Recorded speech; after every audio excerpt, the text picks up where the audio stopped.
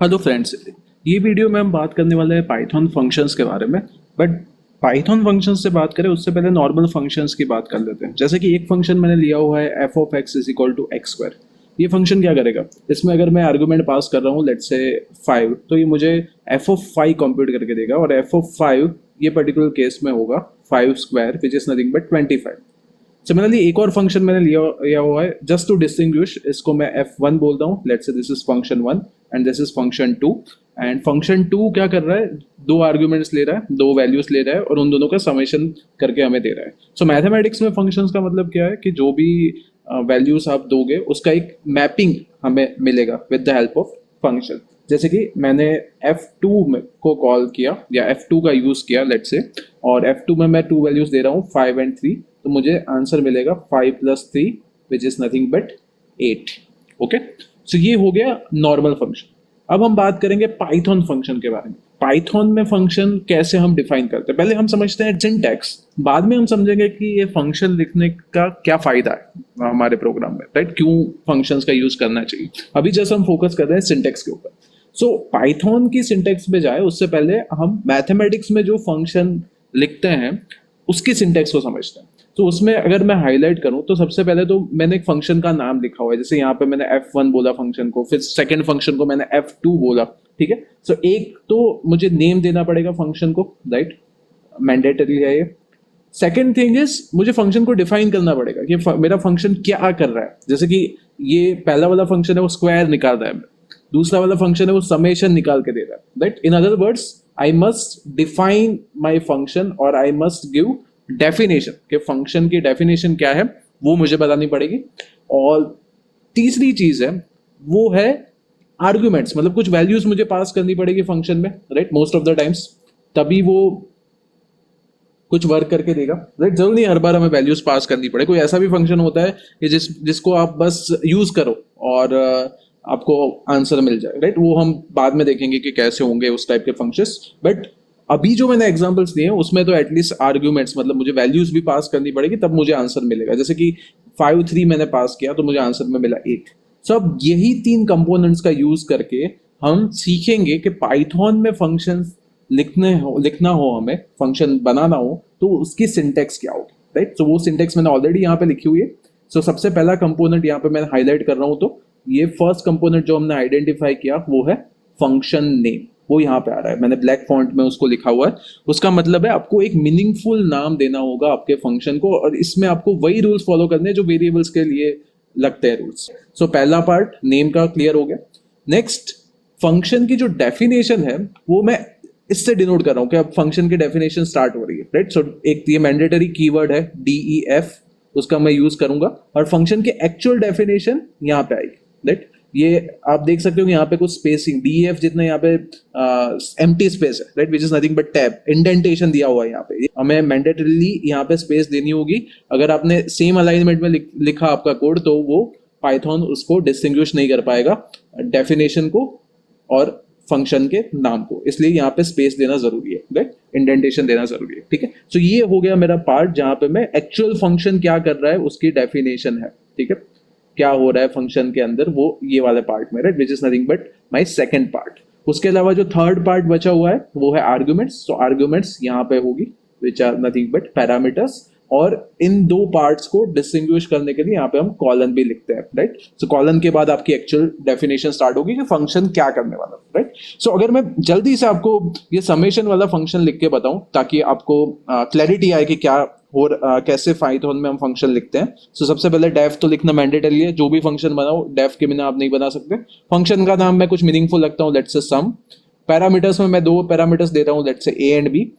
यहाँ पे अब मैं कॉलन कर दूंगा। अब आगे नेक्स्ट लाइन में जाऊंगा, इंडेंटेशन दे दिया मैंने। अब एक्चुअल जो वर्क करने वाला हूँ वो मैं करूंगा। सो लेट्स से एक और वेरिएबल मैं ले लिया, लेट्स से सी या सम भी ले सकता हूँ। अभी मैं सी नाम दे रहा हूँ उसको और बोलता हूँ C is equal to A plus B. और फिर मैं यहाँ पे रिटर्न करवाना चाहूँ तो मैं रिटर्न सी करवा सकता हूँ, या फिर यहाँ पे मैं सिंपली प्रिंट भी कर सकता हूँ कि लेट्स से मैं प्रिंट कर रहा हूँ जो भी आंसर आए उसको, लेट्स से प्रिंट सी। तो ये एक सक्सेसफुल फंक्शन हमने बना दिया, राइट? सो ये रिटर्न ऑप्शनल है, जरूरी नहीं कि हमेशा आप इसको लिखो ही आपके कोड में, राइट। रिटर्न करोगे तो उसका मतलब क्या होगा वो मैं जल्द समझाऊंगा जब हम फंक्शन कॉल के बारे में समझेंगे, ठीक है। सो ये हमने अभी सीखा कि सिंटेक्स क्या है, मैथमेटिक्स में सिंटेक्स क्या है वर्सेस पाइथन में सिंटेक्स क्या है। अब हम एक्चुअल में उसका यूज समझेंगे कि क्यों जरूरी है फंक्शंस का यूज करना जब हम कोडिंग कर रहे हैं तब, ठीक है। सो एक एग्जांपल मैंने लिया हुआ है, पहला एग्जांपल लेते हैं जिसमें दो नंबर्स का मैं एवरेज निकाल रहा हूँ और नंबर्स हैं 10 एंड 5 लेट्स से, और एवरेज आराम से निकल गया, average is equal to A plus b divide by 2 और उसको प्रिंट करवा दिया। अब लेट्स से मेरा प्रोग्राम थोड़ा कॉम्प्लिकेटेड था और मुझे दो नंबर्स नहीं फ्यूचर में और दो नंबर्स आने थे, उनकी भी एवरेज निकालनी थी। Let's say those two numbers are 15 and 28, तो 15 एंड 28 को मैंने वापस कोई दूसरे दो वेरिएबल्स में स्टोर करवाया और उनका एवरेज निकाला। Let's say average 2 now c plus d divide by 2 और उसको प्रिंट करवाया। सो अब आप समझ पा रहे हो कि क्या हो रहा है। अब जब भी मुझे एवरेज निकालनी हो कोई दो नंबर्स की तो मुझे ये 4 लाइंस फिर से लिखनी पड़ेगी। अब और एक नंबर आ गया let's say E and F मेरे पास, सो और 4 लाइन का कोड बढ़ जाएगा, राइट। सो ऐसा ना हो उसके लिए मैं क्या कर सकता हूँ, एक मैंने एवरेज का फंक्शन ही बना दिया। लेट्स से अब फंक्शन कैसे बनाना हो तो ऑलरेडी अब हमें पता है क्या करना है, डीईएफ करके शुरू करना है। डीईएफ करके हमने स्टार्ट किया, क्या डीईएफ लिखा है इसका मतलब पाइथन को पता चला इंटरप्रेटर को कि अब हम फंक्शन लिखने जाने वाले। फंक्शन का नाम लिख दिया एवरेज, पैरामीटर्स ले लिए ए एंड बी, और क्योंकि दो नंबर का एवरेज निकालना है, फिर कॉलन कर दिया, फिर रिटर्न कर दिया। डायरेक्ट कुछ काम नहीं करवाया, सीधा रिटर्न करवा रहे। क्या रिटर्न करवा रहे, ए प्लस बी डिवाइड बाई 2। अब जब भी मैं ये फंक्शन को कॉल करूंगा, कॉल करने का मतलब क्या है कि वो फंक्शन का नाम अलोंग विथ एक्चुअल आर्गुमेंट्स जब मैं पास करूंगा तब मैं वो फंक्शन को कॉल कर रहा हूँ, इसका मतलब ये होगा। जैसे कि अगर मैं ये नहीं लिख रहा हूँ, ये दो लाइन अगर मैं नहीं लिख रहा हूँ, लेट्स से इसको मैं हटा देता हूँ अभी, ठीक है, इसको मैं कमेंट कर देता हूँ लेट्स से, राइट। तो क्या होता है वो समझते हैं, ठीक है। इसको मैं कमेंट आउट करता हूँ, ये भी मुझे नहीं चाहिए, दूसरा वाला जो मैंने लिखा हुआ है वो भी अभी के लिए मुझे नहीं चाहिए। जस्ट मैं ये डेफिनेशन लिखी हुई है मैंने लेट्स से, और अब मैं इसको रन करवा तो कुछ भी आ नहीं रहा, देख रहे हो आप आउटपुट में कुछ नहीं आया। ऐसा क्यों हो रहा है, क्योंकि फंक्शन को मैंने कॉल ही नहीं किया। फंक्शन को कॉल करना मतलब क्या है, उसका जो भी यहाँ पे डेफिनेशन के बाद लिखा हुआ है उसको मुझे लिखना पड़ेगा एक बार, तभी मैं उसका यूज कर पाऊंगा, राइट। जैसे कि जो मैथमेटिक्स में हमने देखा कि let's say f of a b is equal to A plus b, पर जब तक मैं ए और बी की वैल्यूज नहीं दूंगा तब तक ये किसी काम का नहीं, राइट। समझ में आ रहा है, ये प्रोसेस मैंने बना दी, फंक्शन बना दिया, पर उसको अगर मैं कॉल नहीं कर रहा हूं देन इट्स यूजलेस। सो इसको मैं अब कॉल कर रहा हूं, लेट्स से एक बार मैंने कॉल किया एवरेज 10,5, और एवरेज 10,5 करूंगा तो क्या होगा, कंट्रोल जाएगा ये लाइन पे, और एवरेज फंक्शन के अंदर जाएंगे हम, 10 प्लस 5 डिवाइड बाई 2 ये रिटर्न हो जाएगा। रिटर्न हो गया, आप प्रिंट के अंदर आ जाओगे क्योंकि प्रिंट के अंदर मैंने ये कॉल किया था, तो वापस कंट्रोल प्रिंट के अंदर आएगा, और वापस आएंगे तब हमारे पास ये एवरेज की वैल्यू भी होगी। तो अब अगर मैं ये रन करूं तो मुझे आंसर में 7.5 मिल जाएगा। सिमिलरली जो दूसरे दो नंबर्स थे 15 और 28, उनके लिए भी यही होगा। आप कॉल करोगे, कंट्रोल जाएगा यहाँ पे, फिर कंप्यूट होगा, फिर डिवाइड होके हमें आंसर मिल जाएगा, राइट। सो आप समझ पा रहे हो कि क्या बेनिफिट है फंक्शन का यूज करने का।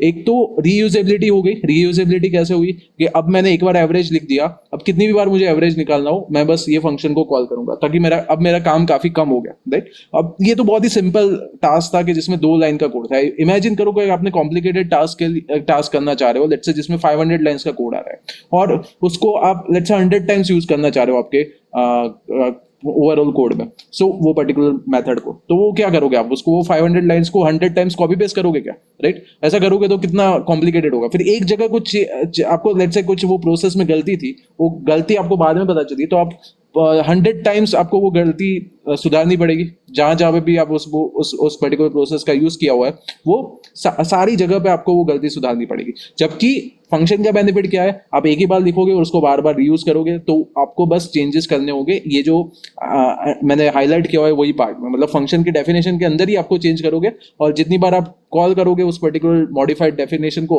उतने बार आपके करेक्शंस ऑटोमेटिकली अकोमोडेट हो गए, राइट। तो आपको आपका काफी मतलब प्रोग्रामिंग इजी हो जाएगा, क्योंकि अब कोई भी चेंजेस करने हो तो आप जो आपके फंक्शन के डेफिनेशन है उसमें चेंजेस कर दो, और फिर मॉडिफाइड डेफिनेशन के साथ उसको वापस से कॉल कर दो, तो आपका काम हो गया, राइट। सो रीयूजेबिलिटी है, ये एक एडवांटेज है। दूसरा है, इससे और एक एडवांटेज मिलता है कि आपकी रीडेबिलिटी भी इंप्रूव हो रही है कोड की। अब किसी को जानना है कि आपका प्रोग्राम क्या कर रहा है, तो ये फंक्शन के नाम से ही पता चल जाएगा कि ये तो एवरेज फाइंड करके दे रहा है, राइट। नाम ही फंक्शन का हमने एवरेज रखा हुआ है, सो एक और ये एडवांटेज है, राइट।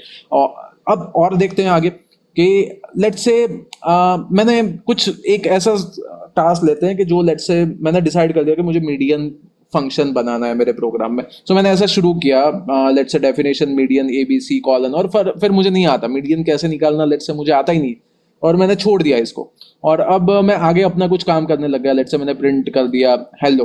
तो प्रॉब्लम क्या आ रहा है, ये एरर दे रहा है क्योंकि इसके बाद, ये कॉलन के बाद पाइथन ने एक्सपेक्ट किया था कि मैं इसकी डेफिनेशन दूंगा, पर मुझे तो डेफिनेशन पता नहीं है, तो मैंने छोड़ दिया, तो ये एरर दे दिया पाइथन ने। तो ऐसे केसेस को कैसे सॉल्व करें? और इसके दूसरे केसेस भी बन सकते हैं, जैसे कि आप कोई इंडस्ट्री में काम कर रहे हो और आपके जो कलीग्स है वो कुछ फंक्शंस लिखने वाले हैं, कुछ फंक्शन आप लिखने वाले हो, पर आप उनको बता रहे हो कि आपको ये फंक्शन लिखना है। लेट्स से आपने असाइन कर दिया आपके किसी फ्रेंड को कि आपको मीडियन लिख के मुझे देना है, मुझे नहीं आता, राइट? आप लिख के दो वो, और आप फोकस कर रहे हो कोई दूसरे टास्क पे, लेट्स से आप मोड निकाल रहे हो, राइट?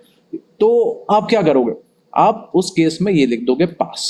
पास लिखोगे तो एरर नहीं आएगी, आपको वो स्किप कर देगा ये पर्टिकुलर पार्ट को, और बाकी का जो प्रोग्राम है वो एग्जीक्यूट हो जाएगा आपका। सो ये बेनिफिट है अगर आप यूज करते हो पास कीवर्ड का।